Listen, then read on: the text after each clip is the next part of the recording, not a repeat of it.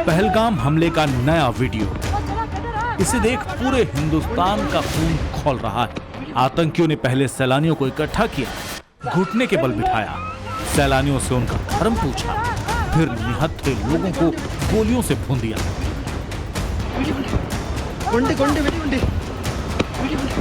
ये वीडियो जिस समय सामने आया उस वक्त प्रधानमंत्री नरेंद्र मोदी बिहार के मधुबनी में थे। बिहार की धरती से मोदी ने क्लियर एंड लाउड मैसेज दिया, कल्पना से भी बड़ी सजा मिलेगी। जिन्होंने ये हमला किया है उन आतंकियों को और इस हमले की साजिश रचने वालों को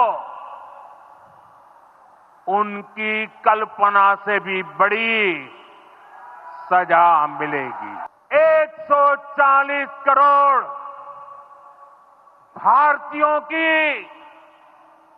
इच्छा शक्ति अब आतंकी आकाओं की कमर तोड़ कर रहेगी। I say to the whole world, India will identify, track and punish every terrorist. Pahalgam आतंकी हमले पर पीएम मोदी ने दुनिया को मैसेज देने के लिए मंच से अंग्रेजी में कहा, हम उन्हें धरती के अंतिम छोर तक खदेड़ेंगे। आतंकवाद से भारत की आत्मा कभी नहीं टूटेगी, आतंकवाद को सजा मिलेगी। भारतीयों की इच्छा शक्ति अब आतंक के आकाओं की कमर तोड़कर रहेगी। प्रधानमंत्री के इस डायरेक्ट मैसेज को पाकिस्तान ने अपनी समझ से डिकोड किया। मोदी के इस मैसेज के बाद पाकिस्तान में क्या क्या हुआ ये आगे बताएंगे। पहले भारत में क्या क्या हुआ, क्या क्या होने वाला है, इसे जान लीजिए। नई दिल्ली से लुटियन जोन में एक साथ कई ऐसी हलचलें हुई जिससे पूरा पाकिस्तान में खलबली मच गई। सबसे पहले इन तस्वीरों को देखिए। विदेश मंत्रालय में राजदूतों की आधे घंटे से भी अधिक वक्त तक मीटिंग चली। इसमें जर्मनी, जापान, चीन और कनाडा समेत G20 देशों के चुनिंदा राजदूत साउथ ब्लॉक में शामिल हुए। पहलगाम आतंकी हमले के बारे में जानकारी दी गई। राजदूतों के साथ बैठक 30 मिनट तक चली। इस बैठक में दिखाया गया होगा कि पाकिस्तान से आए दहशतगर्दों ने कैसे निहत्थों को घुटने के बल बिठाकर गोली मार दी। गृह मंत्री अमित शाह विदेश मंत्री जयशंकर के साथ राष्ट्रपति से मिले। राष्ट्रपति द्रौपदी मुर्मू से मिलकर उन्हें पहलगाम हमले की जानकारी दी गई। पहलगाम हमले के बाद army chief general Upendra Dwivedi कल श्रीनगर जाएंगे। दिल्ली में हुई हाई लेवल बैठक के बाद सेना के प्रमुख श्रीनगर पहुंच रहे हैं। संकेत क्या है? क्या कुछ बड़ा होने वाला है? लाइन ऑफ कंट्रोल पर हाई अलर्ट जारी किया गया है। इसके साथ ही खबर यह भी है कि सेना के प्रमुख पहलगाम आतंकवादी हमले के बाद पैदा हुई स्थिति की समीक्षा लेंगे। इसके साथ साथ आर्मी के लोकल कमांडर्स के साथ भी सेना के प्रमुख की बातचीत होगी, उन्हें ब्रीफिंग दी जाएगी। और इसके साथ साथ लाइन ऑफ कंट्रोल पर किस तरह की गतिविधियां हो रही है, किस तरह की एंटी टेरर एक्टिविटीज हो रही है, इसके बारे में भी सेना के प्रमुख को जानकारी दी जाएगी।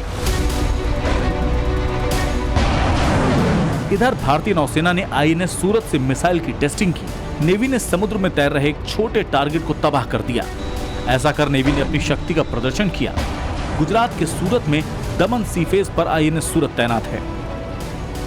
आपकी जानकारी के लिए बता दें, अगर भारत को समंदर के रास्ते कराची पर अटैक करना हो तो हमला गुजरात के किनारे अरब सागर से ही होगा। INS सूरत ब्रह्मोस मिसाइल के साथ साथ बराक 8 मिसाइल और AI बेस्ड सेंसर सिस्टम से लैस है।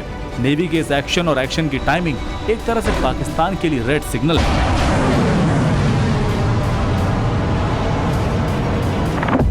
क्योंकि उरी आतंकी हमले का बदला लेने के लिए भारत ने सर्जिकल स्ट्राइक की थी। पुलवामा में 40 CRPF जवानों की शहादत का बदला लेने के लिए भारत ने बालाकोट एयर स्ट्राइक की थी। अब पहलगाम हमले का बदला कैसे लिया जाएगा? सोशल मीडिया पर flight tracking website flight radar 24 का एक स्क्रीनशॉट तेजी से वायरल हो रहा है।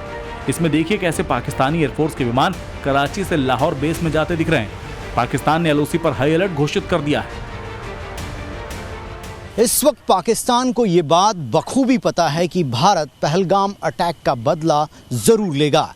इसलिए पाकिस्तान सर्जिकल स्ट्राइक और एयर स्ट्राइक जैसे हमलों से बचने की तैयारी कर रहा है। लेकिन भारत का रिस्पॉन्स इस बार बिल्कुल अलग होगा।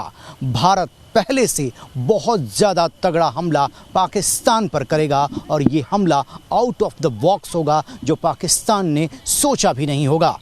बिहार की रैली से प्रधानमंत्री नरेंद्र मोदी ने पाकिस्तान को सीधी वार्निंग देकर इसके संकेत दे दिए हैं।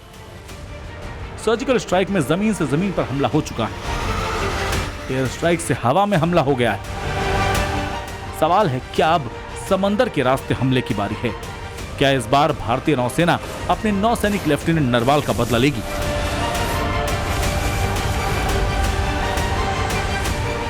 नौसेना के आईएनएस सूरत ने स्वदेशी मिसाइल विध्वंसक सूरत के समुद्र में उड़ते लक्ष्य पर शानदार निशाना साधा। इसी बीच दिल्ली में पाकिस्तानी हाई कमीशन के बाहर पुलिस ने बैरिकेड्स हटा दी। इस बीच भारत ने पाकिस्तान के खिलाफ एक और सख्ती दिखाई। भारत में पाकिस्तान सरकार के social media platform x account को ब्लॉक कर दिया गया है। मोदी के डायरेक्ट वार्निंग से घबराए पाकिस्तानी प्रधानमंत्री शहबाज शरीफ ने नेशनल सिक्योरिटी कमेटी की मीटिंग बुलाई। नेशनल सिक्योरिटी कमेटी की मीटिंग में पाकिस्तानी सेना प्रमुख असीम मुनीर के साथ बड़े अधिकारी भी शामिल हुए। मीटिंग का मुद्दा सिर्फ एक ही था कि अगर भारत ने बदले की कार्रवाई शुरू कर दी तो पाकिस्तान क्या करेगा, कैसे बचेगा। पाकिस्तानी वायुसेना को हाई अलर्ट पर रहने को कहा गया है। पाकिस्तान ने अरब सागर में नो फ्लाई जोन घोषित कर दिया है।